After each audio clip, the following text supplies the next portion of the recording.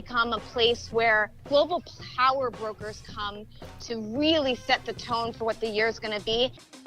Hey everybody, with the Consumer Technology Association, I'm Tyler Suiters. We are the owner and producer of CES, the largest, the most influential tech event on the planet. That was Sara Fischer. She is the media trends reporter for Axios, a key media outlet here in D.C. and well beyond the borders of the nation's capital, I should say, covering policy and innovation and the intersection of technology and so many other industries. So she is talking about the key theme of this week's podcast, CES 2019, a look back, the major themes, the big takeaways, the lessons learned, and the evolution both of technology innovation and the show itself. So along with talking to Sara and Axios, we are speaking with a key player in the self-driving vehicle sector, vehicle tech, a major element of CES 2019. And we are speaking with Bosch. You may not know them quite as well as some of the major automobile manufacturers that were at CES, but Bosch is a key player as we strive toward that self-driving vehicle future. Also, one of the breakout stars of CES 2019. You hear us say it all the time. Every company is or needs to be a tech company in today's marketplace. Well, today we're talking with Impossible Foods. What are they doing at CES?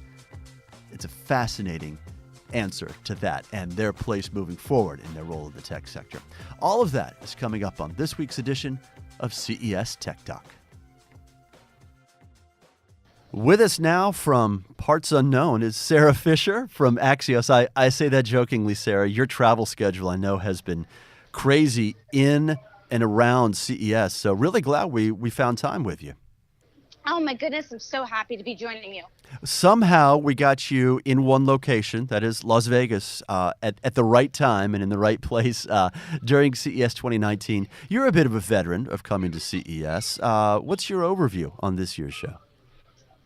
My overview is that it was more important than ever to be there.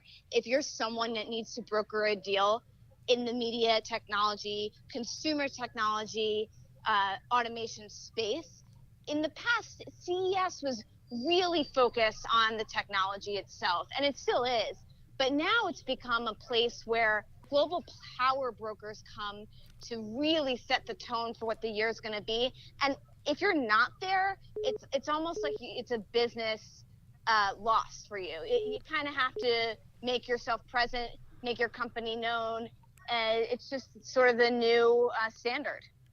So your time, at least in terms of your demands, I know required that you were at C-Space a lot. You were once again a speaker, a moderator this year. Let's talk a little bit about what you both had to say up on the dais in front of the audience, but also what you heard there while you were in the spotlight, Sara. Yeah, so I think one of the big things that I heard a lot about was connected health.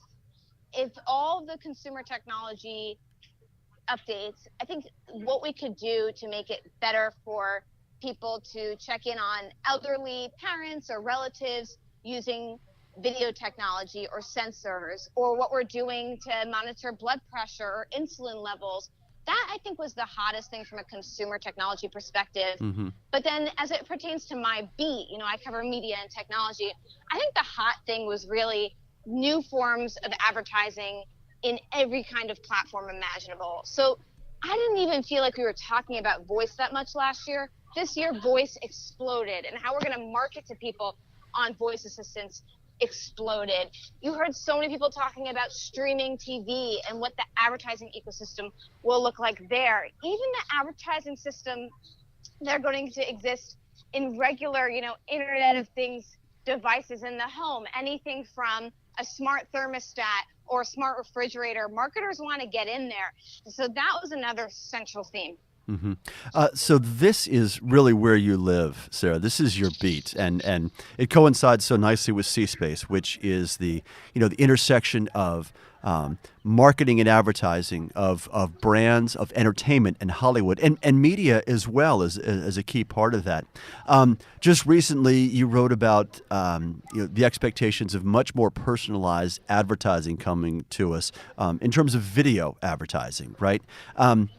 let's do a quick back and forth on that, what you know now and what you see in the year ahead as far as that goes. Yeah, so it used to be that with traditional ad mediums, it was really linear. It was a message coming to you, and there was no two-way communication. If a consumer didn't like the ad, if they didn't think it was relevant, who cares? That was the ad you were getting served. Well, that turned consumers off a lot, especially in the era where digital advertising is much more of a two-way conversation. You search for something, you get served an ad of something that will be relevant to you. And heck, if you don't like it and you're not going to be acting on it or buying something from it, that data goes back to the advertiser as a signal of, hey, this person is not interested, let's move on. And so two-way conversation through marketing is hot. And if you are a legacy industry, television or radio, and you weren't doing two-way conversations through advertising, I think those industries are starting to realize now that they are far behind. So you're seeing TV companies roll out what's called addressable advertising or targeted ads.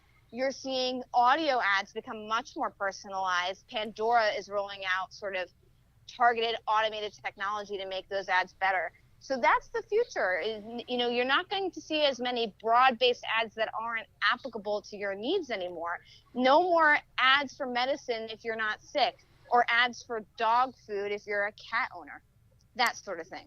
Yeah, as a dog owner, I wouldn't say I'm offended by cat advertisements, but I would much prefer to hear what my golden retriever might benefit from in terms of pet tech and others. All right, personal preferences aside, Sarah, one of my favorite terms, and this doesn't apply only to the C-space world, but really technology in general, comes from Representative Will Hurd from Texas, and his phrase is "data is the coin of the realm." It just so succinctly captures the fact that just as we say every industry is or needs to be a tech industry, data is or needs to be a consideration for every company in the advertising, marketing, entertainment, media space, correct? Oh, absolutely. I mean, it goes back to what I was saying about the two-way conversation. If you are a media company and you're not using data to inform your communications and marketing and content strategies, you're going to get left behind. I mean, take a look at some of the new age media companies. On Snapchat, you have these companies like vertical networks that are producing really catered to shows for a certain young demographic. And those shows are created using data of how kids click through the scenes, of which ones they talk about online. They're using response from consumers to really craft the content. It's no longer good enough to just create a show and put it out there and hope that people like it. And I mean, I think the best example of this is you saw this the other day with Netflix and Bird Box. Right. Bird Box was a show that I think it got in the 60s on Rotten Tomatoes. It wasn't critically acclaimed, but Netflix was really smart at driving a conversation around it to get people to tune in. They got people to talk about it on social. They used those memes that users created to promote the show. And when doing that, they were able to really drive viewership. So if you're not thinking about how you're using data to deliver good content and to create good content, people are going to tune out. You're not going to be able to win. Mm-hmm. Let's talk a bit more about the technology themes that you saw, Sarah. They're going to enable this two-way conversation, which is a great way, in your words, that you put it. One had to do with the partnerships we saw at CES, primarily between Apple and a number of television manufacturers. But there are other examples, I'm sure. What on the technology side did you see that is the most immediate example or examples of game-changing tech and the convergence in this space? Well, to the partnerships level, I mean, you're starting to see hardware companies really partner with software companies to enable that software to be accessible to a consumer no matter what device they're on. So you have Samsung and LG putting Apple software, whether it's iTunes, onto their TV system so that when a user goes to log on to their television set, they can have a seamless experience with all their Apple content from their computer to their TV. So partnerships is a big part of it. As far as technology goes, I think what you're seeing on the TV side of the television providers, so that would be cable and satellite companies like a Comcast or an Altice, as well as television networks, like a CBS or a Fox or a Viacom. They're really starting to tap into how can we leverage data from a set-top box, that little black box that kind of blinks when you get it from your cable company. How can we take the data from that and use it to deliver really customized ads? Also, how can we get the data from that and use it to create a more customized discovery service for you? So if you're Xfinity or an Altice customer and you go to the content channel surfing module, the recommendations might be a little bit more tailored to your personal preferences than they would have been in the past. And so I think in the TV space, that's a big thing you're seeing. And then, of course, in the voice space, all of the media companies are now starting to really think about, how do I create custom skills on a voice assistant Alexa, a voice assistant technology like Alexa, or how do I create a show that's specifically for voice command? All of these things we weren't really talking about even just a year or two ago. They're so new, but they're going to be so crucial to the new media ecosystem. Yeah, voice everywhere seems to be the catchphrase that appears again and again. To that end, Sara, artificial intelligence, clearly a key, if not the dominant theme of CES 2019. As that evolves at such a lightning fast pace, it seems, that's very much a critical element, right, for all the companies that are involved in the technologies and almost a business strategy that you're talking about at this point, which is adopting voice and whatever other manifestations AI offers to personalize that experience.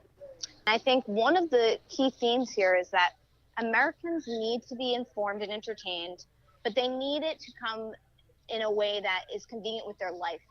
You have stories about parents who are shipping kids off to school, taking a work call, trying to manage their laundry and making breakfast all within 1 hour. They might not have time to sit in front of a television set, but it doesn't mean that they don't want the quality news and journalism that's coming from a CNN or a CBS. So those networks need to be really thinking about, how can I deliver my great journalism to them in a way that makes sense for their life? And I think voice is interesting for two reasons. One, you can deliver the actual content in a way that is more suitable. If you're a parent and you have a baby in one hand, you're making a peanut butter and jelly in another, and you're loading the car, you just can listen to the news instead of having to watch it in front of a TV. But then the other big part of it too is the actual turning on and turning off media systems can be just as much of a burden. Again, if you are running around and your hands are tied and it's a hectic morning, all you have to do with your iPhone in your back pocket is say, hey, Siri, or hey, Alexa, if you have a device close to you that's like an Echo Dot, can you just play me the weather? Can you just tell me what the traffic is like? And they'll automatically do it for you. You don't even have to press a button for it to go on. And so I think what media companies are recognizing is that it's not that they have to change with what they are at their core. It's that they need to make sure that their product can be delivered to users in a way that makes sense with their new realities, which is quite frankly a hyper-productive society. It's fun to hear you talking these third-person voices, Sara, about exasperated parents and busy on-the-go professionals when you're calling us between flights from an airport. So I can I can hear the empathy in your voice in a lot of this. Wrapping up now, what about 5G connectivity? It's an issue. It's, I think, a little tougher for consumers to get a grip on simply because of the practical applications are on the way rather than something we're seeing right now in our hands. But clearly a key platform technology for so much of what you saw and talked about at CES. I mean, 5G is the center of what was going on at CES, to the point where I feel like silly that I didn't even mention it in the first place. So when you think about all of these services that are internet connected, whether it's a gaming console, a streaming device, a smart thermostat, a smart fridge, a computer, a laptop, a smart TV, you name it, the average American household has 13 internet connected devices. We need really strong internet to power them. And I think one thing that most people forget is that internet is a physical thing. It's an actual infrastructure that you build and that you, quite frankly, can go wrong with. We see different societies where the internet infrastructure is really poor, and so people can't use these technologies at the same level at which we can here in the States. But one big improvement that you're seeing a big push on here in the United States, as well as with some of our competitors in places like China, is with a technology called 5G, where essentially it's the next level of, mobile communications that can really transform data at a high speed, reducing latency, so slow load times. And it's supposed to really be a game changer for society. It's going to save energy, it's going to reduce costs overall. And there's great implications, obviously, for important things in society like education and healthcare. With 5G, we can make it so that you can do remote surgeries if you don't live close to a hospital, or we can have more remote education for kids that maybe are sick and can't attend school physically every day. Sara Fisher is media reporter with Axios. Hey, everybody, do yourself a favor. Sign up for Sara's Media Trends newsletter. It's one of the best reads in my inbox each week. Sara, lucky to have you between your flights, taking some time with us, and great to see you at CES as well. Much more to come. Thank you so much. Good to talk to you, and I'll talk to you soon. Joining us now is Mike Mansuetti, who is president of Bosch North America. Mike, a longtime CES veteran. It's great to have you with us. Thank you. Glad to be here. I assume you've, to some extent, caught your breath and your voice has returned, and you've gotten new shoes to replace the ones you wore out during CES 2019 week. Yeah, CES was amazing. It was our 7th time there. We had another successful CES, and it was even bigger and better than any of the past ones. And we had the chance to launch our new IoT campaign, so we were very excited to be there. And again, the show was excellent for everyone as well as for us. We're glad to be there. It is a great way to start the year, but for us in the automotive industry or the mobility side, we got a minute to take a breath, and then we were right into the auto show, and then now we're in a winter snowstorm. So yeah, it's a bit of a exciting. January is a full-out sprint, we know, for the auto sector every year. You touched on the future of IoT, and Bosch was very deep into the idea of connected mobility at CES. That's becoming more and more of a buzzworthy term in and around the tech sector. What is your position on exactly what connected mobility means and how you brought that to life at CES? Yeah, we're really transforming. And if you think about Bosch, I mean, we're working to change, everyday lives with our IoT solutions. We want people to be able to live more easily and efficiently and safety in this connected world. And as I was mentioning, in our media briefing, we launched our IoT campaign. Most of the people know Bosch for the products that we have invented over the years and produced, but we're becoming much more than just a products company with our wide range of sensors and now software and services on top of that. And at CES, we displayed our IoT shuttle, if you will. So as we look towards this connected mobility, we gave people a glimpse of what mobility may look like in the future when you came by the Bosch booth. Well, let's talk about that shuttle a little bit, because I think one of the ways the conversation is evolving around self-driving vehicles is that, look, when we put a timeline on this as an industry, we're talking about segmentation here. There are commercial fleets, there are personal fleets, and then there are various iterations in between. So where do you see the IoT shuttle for Bosch in that kind of evolutionary line and the specific need that it will service for consumers and for business? Yeah, with the shuttle, first, just to be honest, we're not going to get into the market of producing shuttles, but we provide a lot of the elements that make that service and that mobility possible. So in this kind of shared mobility, if you will. So in the IoT shuttle in the booth, we were not only displaying some of the technology, like the sensors, for example, or maybe some of the electrification on the powertrain that makes that possible, but also some of the services that go along with it. So imagine, if you will, we showed off a business application where a person was going to a meeting, and on the way to the meeting, they were able to have some phone calls and some other meetings, and then decided that they needed to pick up a person that would help them, and they stop by, pick them up, and then together they could exchange, have the conversation, do their work, and then arriving safely at their destination. So if you think about it, there's a lot of different things when you talk about mobility, and you don't have to worry about driving itself, but having a shuttle autonomously take you somewhere.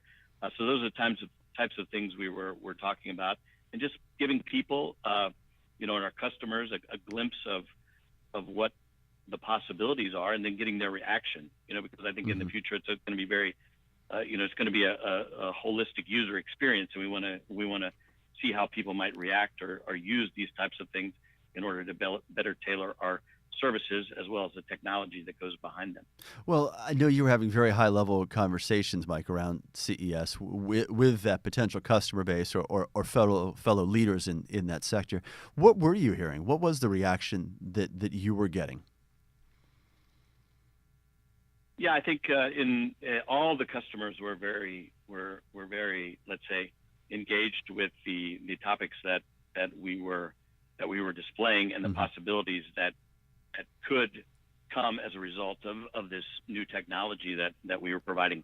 So everybody is very excited, and I think when we talk about this connected, automated, electrified mobility, it's coming. I think a little of the questions now were, when will fully autonomous be coming in terms of mobility? And we're starting to see that maybe push out a little bit, but I think some of these areas around shuttles, in an environment, in a very, let's say, well-known environment, maybe a geo-fenced environment, could provide a lot of benefits for the user. So they were happy to see what we could provide and how we could help them. Another thing is the partnerships. Really, no one individual or company are going to be able to do this by themselves. So we had a lot of good discussions with not only existing customers, future customers, but future partners as well. Two of the key themes, Mike, overarching around CES 2019, both applied deeply to self-driving vehicles. One would be 5G and connectivity, and the other is certainly AI, which permeated virtually every square foot of the show itself. Taking those one at a time and beginning with 5G, clearly this is a critical platform technology to enable the vast needs of what a self-driving vehicle system would look like. Yeah, exactly, Tyler. I mean, 5G is going to be that technology that enables the connectivity to happen at speeds and in real time. I mean, that's the importance for this technology, right? We're talking about mobility. It's live. It's in real time. And then when you also look at the artificial intelligence or machine learning, we need all of that to be happening in real time, and this is what 5G will enable. And then the other arm of that, of course, is AI, right? Being able to capture all this data and analyze all the data and make such lightning fast real-time decisions. Exactly, and like I said before, real time is the key. This artificial intelligence, I think, people are starting to understand a little bit more about what really is artificial intelligence. And it's really that umbrella that captures all of these things around data and big data, data analytics, and especially machine learning. And we're starting to see that show up in everywhere. And as you said, it was all over in Las Vegas at CES. We've been doing some interesting things with artificial intelligence. We now have our new Bosch Center for Artificial Intelligence located co-located in Sunnyvale, in Germany, and in India. So there's more and more we're seeing the need to have the competencies around data analytics, machine learning, and artificial intelligence, because it's just so important, not just for the mobility sector and autonomous driving, but we're seeing it almost in every sector of our business. We've mentioned timelines once or twice, Mike, and understanding that one significant breakthrough in technology can change a potential timeline or forecast dramatically. But anything that you feel confident in sharing from your and Bosch's position in terms of what's ahead in this sector across the next, say, 1 to 10 years? Yeah, I think we'll continue to see more and more of these technologies emerge and become more commonplace as we're kind of in the level 2 of automation, going to level 3 if we talk specifically about automated driving. I mean, level 4 and 5, especially as I look out the window today and in the middle of our winter blast and the snowstorm. I mean, are we going to be capable, fully autonomous everywhere in weather conditions such as this in the next few years? Probably not, but the technology is developing fast. We're deploying those things. We talked about our deployment in San Jose together with our partner Daimler. So we're gaining a lot of miles, gaining a lot of experience. Things like machine learning and artificial intelligence are helping us there. So I would say over the next 10 years, we're going to see a lot of change in the automotive or the mobility industry that we've come to know it as now. And I think over the next few years, we'll see a very rapid deployment of the technologies so that each and every individual and consumer can start to get familiar with these technologies. We see a lot of them on the automobiles today, and we'll continue to see just more and more acceptance and more proliferation on all the platforms across all the customers. Well, Bosch will be a key player in bringing our self-driving future into the present at a very rapid pace. And Mike Mansuetti is president of Bosch North America. Mike, so glad you had a great CES 2019. And as always, appreciate your insights on what is a fascinating tech sector right now. Thank you very much. Enjoyed talking with you. I'm looking forward to next year's CES. Once it ends, we start with the next one. We're looking forward to 2020. We know that drill on this end. Mike, thanks so much. Dr. David Lipman is Chief Science Officer with Impossible Foods, the breakout star of CES 2019. Dr. Lipman, I don't think I'm going too far in saying that. Congratulations on a fantastic debut at CES. Well, thank you very much. It was really an exciting event to take part in. Well, let's go about this chronologically, if you don't mind. Why get involved with CES in the first place? This was your first show. We love to say every tech company is or needs to be at CES. In fact, every company is or needs to be a tech company these days. What was the decision-making process there at Impossible? That's a great question. I mean, the thing of it is that there's no more important technology that humanity has than food. Food's essential to life. It's one of the great pleasures of life. Unfortunately, we also see that, at least with the animals in the food system, it's incredibly destructive to the environment. And in order to tackle it, we need really the best and deepest possible technology. I think the impact of the work that we're doing to try to eliminate the need for animals in the food system by making the most delicious plant-based meats, that work is going to have a far greater impact than a lot of the things that we see in the news about social media and the rest. Either way, all the best technology companies are at CES, so we thought it was a great opportunity to introduce our new version of our hamburger. So I know there are a number of options that are food-only shows or ag-only shows where you can reach a designated group of stakeholders that you want to speak to. How did the spark of CES first come up? I mean, how did it come to the table there at Impossible Foods that, this is the largest, most influential tech event on the planet, so it's only natural that we're going to be there? Well, my daughter is in the communications team at CES for the Consumer Technology Association, and I was serving her and her husband before release the new version of our burger. We just grilled it up, and it was juicy and delicious. And she took 2 bites, and she just said, "Dad, this should be introduced at CES." And so I hooked her up with Rachel Conrad, the head of our communications, and both sides agreed that this was just the perfect event to announce the product. Let's talk about that reception then, Dr. Lipman, with your arrival at CES and your space, the constant lines that were there, but also your marketing approach, your approach of how exactly you shared this product with attendees. Well, there were a number of parts to it. We had a food truck that was in the sort of parking lot area behind the large Google exhibit.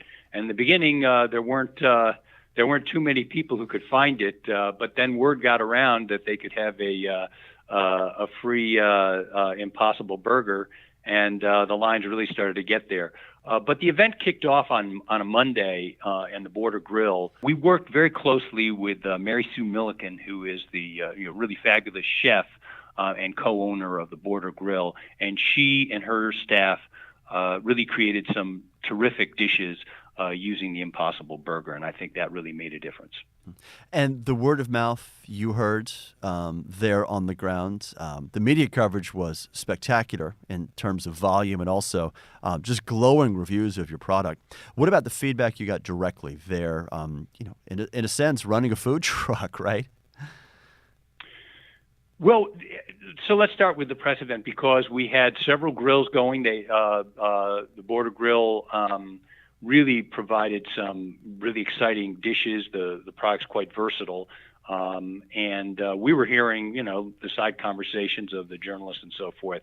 They're very positive. But when they could actually watch it being grilled outside and have something right off the grill, that just seemed to have a major impact. And you could see, different journalists sort of getting videotapes of them biting into it and so forth. Then there were other talks. At CES, Pat Brown was involved in one of the panels. And again, what we saw after those things is that, and some of the other interviews, that brought more and more people to the food truck. And once that got going, then really it just cascaded. Mm-hmm. The reviews were especially strong because part of the approach that you had was to roll out a suite of products, right? Impossible Burger, I think, is the maybe has the best name recognition, perhaps. But you were serving all kinds of products. I think that depth and diversity of food that this technology could be applied to really made a difference in terms of the impression that you left. That's a great point. I mean, the key thing, the Burger 2.0 is one product, but it is an ingredient that can be used every which way that ground beef can be used. And that, I think, kind of really sparks your thinking if you've tried 2 or 3 dishes and you realize, wow, this is something that if I brought it home, I could use it on all different ways myself. And I think that and that was really key. And frankly, look, a lot of the dishes that were provided were just delicious, and people like food. We do, which leads to the larger issue of resilience. A key theme at CES 2019. How do we keep ourselves warm and sheltered and fed and healthy in the face of natural disaster or disaster otherwise, even slow moving, right? And as you said earlier, Dr. Lipman, the food supply and food sourcing is such a critical part of that. The thing that motivated Pat Brown, the founder of the company 10 years ago, to start going in this direction was the recognition that most folks really have not been aware of how damaging the animals in the food system have been in terms of the carbon footprint, water, land use, all the rest. And so the contribution to global climate change is just, it's either the worst or among the very worst, including transportation and so forth. So here you have this dire problem.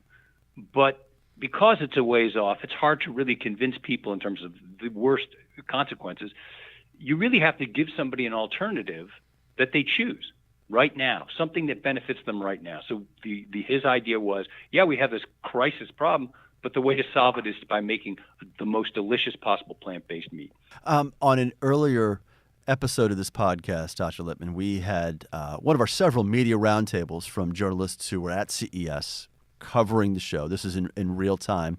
And one of them pointed out that Impossible Foods is such a natural fit at CES, and many other companies in other sectors would be, because she saw that technology is emerging as an enabler, not just a final product, but as enabler of key ideas and key innovations across a suite of sectors. Is that a fair description of where Impossible Foods fits in the greater tech ecosystem, the greater innovation ecosystem? Absolutely, the same kind of language that's used. We have a technology platform. We have these partnerships. This is an enabler, not just going out to the ultimate consumer, but for food service, for all these other things. There's so many parallels with technology in other areas.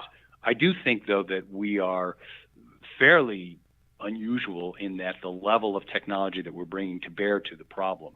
But I think the other thing that's important to keep in mind is that the attendees are people who really are excited by technology and who really want to look to the future and see how we can solve problems. And so I think that you can generate more enthusiasm for what you're doing if you're surrounded by people and reaching out to people who are really receptive to new ideas and new approaches. And that's what we saw at CES.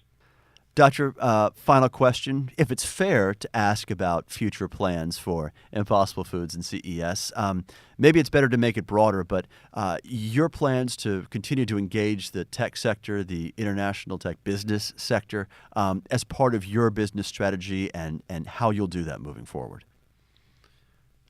Well, we learned a lot by the experience of participating at CES, and I think that we are looking for other opportunities that have been different than in the past to reach out to the media, to other technology companies, and so forth. And so this has really been an eye opener for us. But we're also, dealing with the consequences of CES, which is we are really ramping up, scaling up what we're doing because it's generated so much interest in Impossible Foods. Makes us happy to hear that. Dr. David Lipman is Chief Science Officer with Impossible Foods, one of the breakout companies that starred at CES 2019. Dr. Lipman, congratulations again on your success and looking forward to more conversations in the future. Thank you, Tyler. This was great. All right, and that is a wrap, not just on Tech Talk this week, but on CES Tech Talk 2019. No, not for the entire year coming, but for CES 2019. We're going to take a brief break and let you catch up on all the back episodes of CES Tech Talk that we just wrapped. And then we'll start looking ahead, yes, to CES 2020, a landmark year for some of the biggest players in the tech sector. And who knows who the breakout stars will be in the year ahead. So all that is what we're going to look forward to in the next season of CES Tech Talk. Until then, for our outstanding superstar performers here, our executive producer, Tina Anthony, our chief engineer, John Lindsay, I'm Tyler Suiters. We're glad you're with us. And let's talk tech again soon.